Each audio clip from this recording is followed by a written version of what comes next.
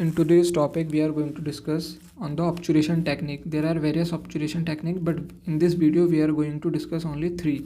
That is warm vertical compaction, cold lateral compaction, and thermomechanical compaction. So, start with warm vertical compaction. This is techniques was given by Schilder. So, there is an instrument known as plugger. Plugger का blunt and होता है.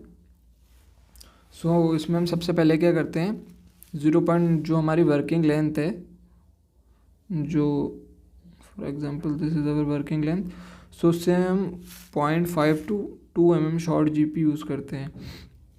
0.5 to 2 mm short GP cone, जो gutta पर्चा का कोन है, वो working length से 0.5 to 2 mm short रहता है. और इसमें जो इंस्ट्रूमेंट यूज़ होता है उसका नेम है प्लगर. प्लगर का जो एंड होता है ब्लंट होता है. वो ब्लंट इसलिए होता है इसको ऑब्चुलेट करने के लिए, कॉम्पैक्शन के लिए. हम इसको हीट करते हैं और इस पर प्रेशर अप्लाई करते हैं जीपी का कोन. सो इस टेक्निक को देखते हैं. सबसे पहले हमने जीपी का, इसमें ये जीपी कोन है गट्टा पर्चा. सो ये वर्किंग लेंथ जो है हमारी उससे 0.5 to 2 mm शॉर्ट लेते हैं इसकी, जो जीपी कोन लेंगे. ओके, सो देखो ये सबसे पहले इसमें जीपी कोन अप्लाई किया, देन प्लगर से इसको हीट करके यहाँ से रिमूव कर दिया, देन इसको कॉम्पैक्ट किया. देन हमने सेकंड पोर्शन जीपी का लिया, उसको कॉम्पैक्ट करके उसको फिल कर दिया. सो देखो इसमें पूरे कैनाल में यहाँ तक जीपी फिल हो चुका है. तो बेसिकली इसका वार्म वर्टिकल कॉम्पैक्शन नाम से पता चल रहा है कि हम वार्म यूज़ करेंगे, हीट का यूज़ होगा उसको हीट करने के लिए प्लगर को. देन हम वर्टिकल कॉम्पैक्शन कर रहे हैं, वर्टिकली हम फोर्स लगा रहे हैं ना, ये वर्टिकल फोर्स लग रही है इसमें सब में. सो इसलिए इसका नाम वार्म वर्टिकल कॉम्पैक्शन है. So in this technique heated plugger is use to apply heat to the master cone and remove the excess coronal material. Then after apical compaction another GP segment is placed in canal, heat is applied. See सबसे पहले इसमें apical compaction किया, apical के बाद another segment use किया जाता है GP का, उसको हीट करके अप्लाई कर देते हैं. Now same procedure is repeated until the hole is filled up to the coronal portion. Same procedure apply होता है जब तक पूरा जीपी फिल ना हो जाए, अप टू कोरोनल पोर्शन तक. Okay, so basically there is a technique known as Chicago technique. Chicago technique, और इसको हम सेक्शनल ऑब्चुरेशन भी बोलते हैं. सेक्शनल ऑब्चुरेशन ये इसी का वेरिएशन है, जो वार्म वर्टिकल कॉम्पैक्शन है इसी का वेरिएशन है. शिकागो टेक्निक में क्या करते हैं, हम पूरा जीपी यूज़ नहीं करते, इसको हम सेक्शनल में नाम से पता चल रहा है. सो 2 to 3 mm के सेक्शन लेते हैं जीपी के, वो यूज़ करते हैं. 2 to 3 mm लिया, फिर देन उसको कॉम्पैक्ट किया, फिर 2 to 3 mm ऐसे करके सेक्शन में हम उसको कॉम्पैक्ट करते हैं. At the same time it is repeated up to the coronal portion same. So ये टेक्निक को हम प्रेफर कब करते हैं, this technique is specially used in case of post and core. So post and core में we don't fill canal fully, we have to left some space for post and core. So we use this technique. हमको जो canal होती है वो पूरा fill नहीं करना होता है, ऊपर कुछ स्पेस छोड़ना होता है पोस्ट एंड कोर के लिए. इसलिए हम इसको पूरे को यूज़ ना करके सेक्शन में जीपी को फिल करते हैं इस टेक्निक के थ्रू, शिकागो टेक्निक, और we can say sectional obturation technique. Now let's move on to another technique that is collateral compaction. See उसमें जो इंस्ट्रूमेंट यूज़ हुआ था उसका नेम था प्लगर, इसमें यूज़ करते हैं स्प्रेडर. जो इंस्ट्रूमेंट है ये स्प्रेडर है, उसमें प्लगर था. तो स्प्रेडर का क्या होता है, पॉइंटेड टिप होती है, तो इस टिप के थ्रू ये इंसर्ट होता है, स्पेस बनाती रहती है, और ये लेटरल प्रेशर अप्लाई करती है वॉल पे. ओके, सो इसके स्टेप्स मैंने नीचे लिखे हुए हैं. सबसे पहले हम क्या करेंगे, मास्टर कोन का सिलेक्शन करेंगे, जो कि वेट कैनाल में किया जाता है. And master cone reach up to the working length. जो उसमें क्या था, इससे पहले वाली जो टेक्निक थी 0.5 to 2 mm का हम स्पेस छोड़ रहे थे वर्किंग लेंथ के एंड तक, और जीपी जहाँ तक यूज़ कर रहे थे. बट इसमें पूरा जीपी वर्किंग लेंथ तक लिया जाता है. एंड इट शुड हैव टक बैक मैकेनिज्म. टक बैक एक मैकेनिज्म होता है, वी फील टक बैक वाइल रिमूविंग जीपी. जब हम जीपी को रिमूव करते हैं तो उनको टक बैक फील होता है. Tug back refers to apical seal fit of the master cone. The obturation material should provide tight apical seal और fluid free seal to prevent percolation of oral fluids and into the periapical areas. So हमको कोई भी oral fluids periapical areas में यहाँ पे ना पहुँच जाए, तो उसके लिए हमको टक बैक टाइट सील चाहिए, जो कि टक बैक के थ्रू होती है। सो इट शुड हैव टक बैक। सो सबसे पहले क्या करेंगे, स्प्रेडर को हम कैनाल में प्लेस करेंगे। Let me show in diagram. So master cone का हमने सिलेक्शन कर लिया है। सबसे पहले हम स्प्रेडर जो होता है उसको कैनाल में प्लेस करेंगे। मास्टर कोन का सिलेक्शन इसमें हो चुका है। स्प्रेडर को हमने प्लेस किया कैनाल में, ये स्प्रेडर है, इसको कैनाल में प्लेस कर दिया। Then fine medium accessory cone is placed in space created. सबसे पहले हमने ये जीपी का कोन लगाया, इसको लगाने के बाद हमने स्प्रेडर को प्लेस किया। देखिए जो पॉइंटेड टिप है इसकी, इससे इसने यहाँ पे स्पेस क्रिएट किया। देन जो स्पेस क्रिएट होगा वो सेकंड जो एसेसरी कोन है वो ऑक्यूपाई करेगा। So fine medium accessory cone is placed in space created by the spreader. ये फाइन मीडियम एसेसरी कोन प्लेस किया गया, और फिर इसमें दोबारा हम स्प्रेडर लगाएंगे, दोबारा स्पेस क्रिएट करेंगे। ऐसे ऐसे करके additional cones are placed until spreader does not penetrate posterior to coronal third of canal. जो कैनाल का कोरोनल थर्ड है, let me show you here.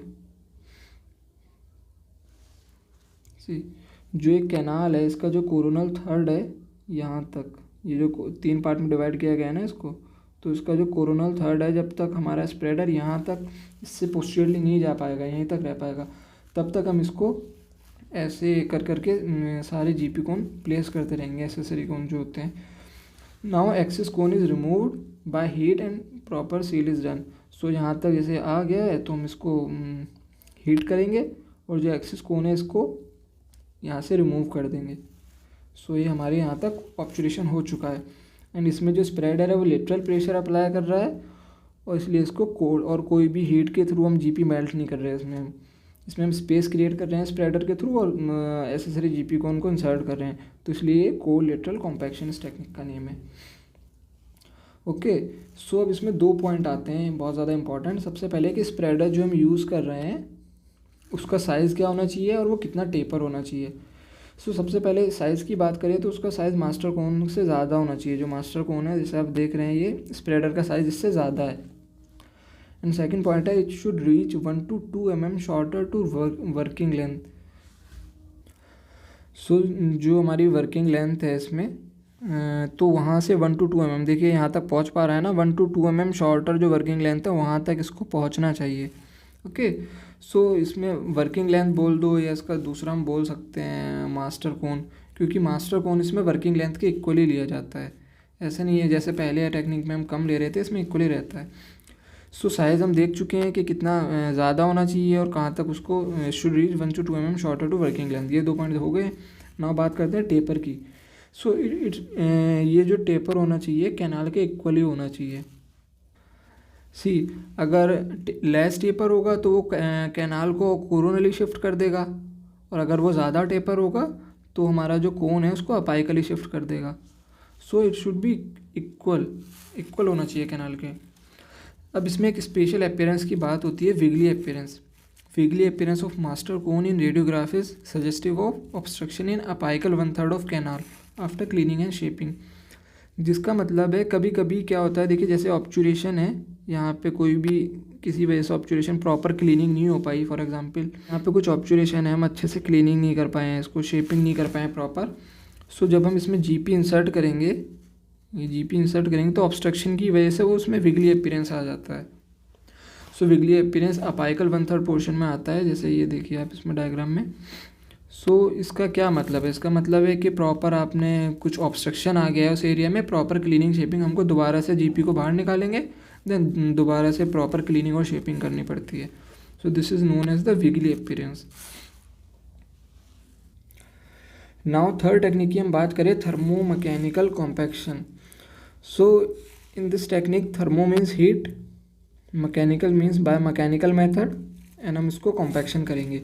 सो इसमें क्या होती है, फ्रिक्शन के through, with the help of friction heat is produced. Friction के through heat produce होती है।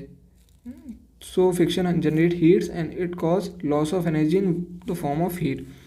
So in this technique GP is plasticized with the help of frictional heat. GP को हम प्लास्टिसाइज करते हैं, plasticize with the help of frictional heat. Okay, so बहुत सारे कॉम्पैक्टर्स इसमें यूज़ किए जाते हैं। सबसे पहले हम बात करें एमसी स्पैडन कॉम्पैक्टर की, तो इसको हम स्पेशल टाइप का कॉम्पैक्टर होता है। इसका डायग्राम ये है, और ये जो होता है ना एच फाइल के सिमिलर होता है, एच फाइल से सिमिलर होगा बट रिवर्स होता है।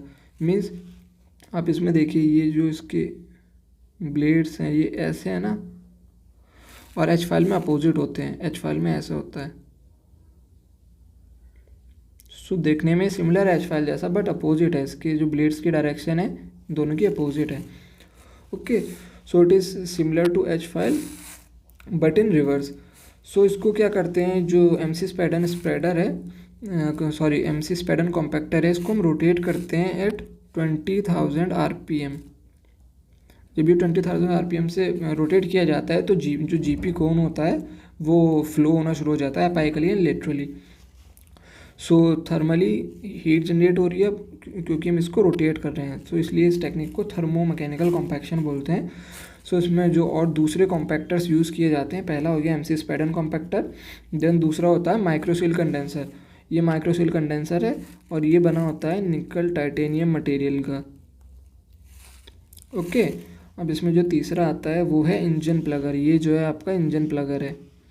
ये क्या होता है, इट इज़ रिवर्स ऑफ के फाइल। ये के फाइल का रिवर्स होता है। जैसे एमसी स्पैडन जो था वो एच फाइल का रिवर्स था, ये के फाइल है ऐसी, ये के फाइल है। देखिए इसमें भी सेम वही है, इसके जो ब्लेड्स हैं वो इसके अपोजिट हैं। ओके, सो नाउ इसमें फोर्थ कंडेंसर आता है गट्टा कंडेंसर। ये भी कंडेंस करने के लिए यूज़ किया जाता है। तो अगर आपको वीडियो पसंद आई है तो आप लाइक कर सकते हैं, कुछ भी आपका डाउट है तो आप कमेंट में हमको बता सकते हैं। Thank you.